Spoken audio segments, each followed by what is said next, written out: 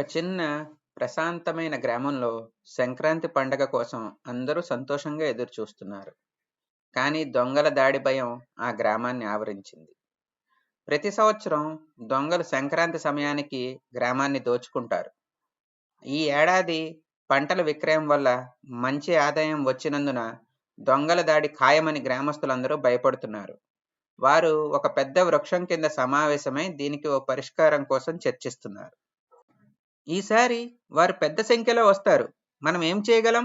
అన్నాడు ఒక గ్రామస్తుడు. వాళ్లకు మనమే కొంత డబ్బు ఇస్తే వారు మనల్ని వదిలి వెళ్ళిపోతారు అన్నాడు ఇంకో గ్రామస్తుడు. ఈ చర్చలన్నీ వింటున్న ఒక 8 ఏళ్ల చిన్నపిల్ల చిన్ను తెగ నవ్వుతూ ఉంటుంది. తన తెలివితేటలకి ఎంతో పేరున్న ఈ పాప నవ్వడం ఆ గ్రామస్తులందరికీ ఆగ్రహం తెప్పించింది. ఒక గ్రామస్తుడు, చిన్ను, నువ్వెందుకు నవ్వుతున్నావు? ఇది చాలా సీరియస్ విషయం అన్నాడు. చిన్ను, మీరెందుకు భయపడుతున్నారు? వారంతా కేవలం కొంతమందే, కానీ మనం చాలా మంది ఉన్నాం కదా అన్నది. ఒక గ్రామస్తుడు, నీకేమీ తెలియదు, నువ్వు చిన్నపిల్లవి, వాళ్ళకి దగ్గర తుపాకులుంటాయి తెలుసా? మనం ఏం చేయగలం అన్నాడు. చిన్ను ముందుకు వచ్చి, మనం తెలివిగా ప్రణాళిక వేస్తే వాళ్ళు మన గ్రామంలోకి కూడా రాలేరు. నేను మీకు ఒక అద్భుతమైన ఆలోచన చెబుతాను అంది. చిన్ను తన ప్రణాళిక ఈ రకంగా వివరించింది. మనం పెద్ద పెద్ద అంతర్ముఖ దర్పణాలను మన ద్వారానికి ఇరువైపులా అమర్చాలి. ఈ అద్దాలు సూర్యకాంతిని ఒకే పాయింట్లో కేంద్రీకరించడానికి ఉపయోగపడతాయి. దొంగలు గేటు దగ్గరకు రాగానే మనం దర్పణాలను సర్దుతూ కాంతి కిరణాలు గేటు వద్దకు ఫోకస్ చేయాలి. దాంతో అక్కడ తీవ్రమైన వేడి ఏర్పడుతుంది. దొంగలు తట్టుకోలేక తిరిగి పారిపోతారు అని తెలిపింది. గ్రామస్తులు చిన్ను తెలివితేటలకు ఆశ్చర్యపడి ఆమె చెప్పినట్లు చేయడానికి సిద్ధపడతారు. సంక్రాంతి పండుగ రోజు రానే వచ్చింది.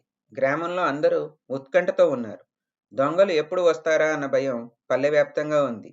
చిన్ను సూచన మేరకు పెద్ద పెద్ద అంతర్ముఖ దర్పణాలు పల్లె గేటు దగ్గర సక్రమంగా అమర్చబడ్డాయి. ఇవి గేటు మీద సూర్యకాంతిని కేంద్రీకరించడానికి సిద్ధంగా ఉన్నాయి.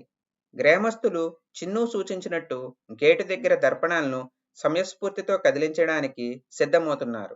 గ్రామంలో అందరూ నిశ్శబ్దంగా ఉండి దొంగల రాకను ఎదురు చూస్తున్నారు. దొంగలు తమ గుర్రాలపై వాయువేగంతో గ్రామం వైపు దూసుకు వచ్చారు.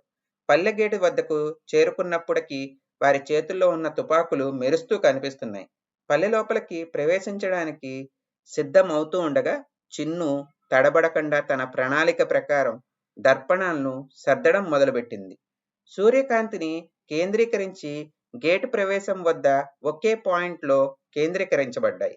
ఫోకల్ పాయింట్లో ఏర్పడిన తీవ్రమైన వేడితో దొంగల గుర్రాలు అదిరిపోయాయి.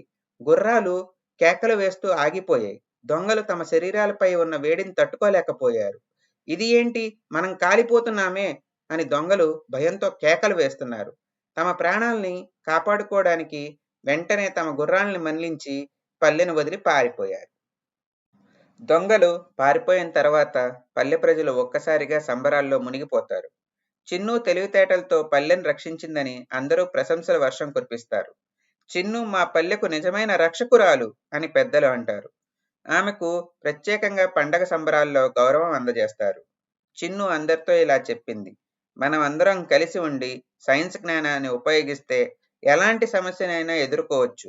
భయం మన మార్గం కాదు అని చెప్పడంతో గ్రామస్తులందరూ స్ఫూర్తి పొంది చిన్ను తెలివితేటలను అభినందించారు.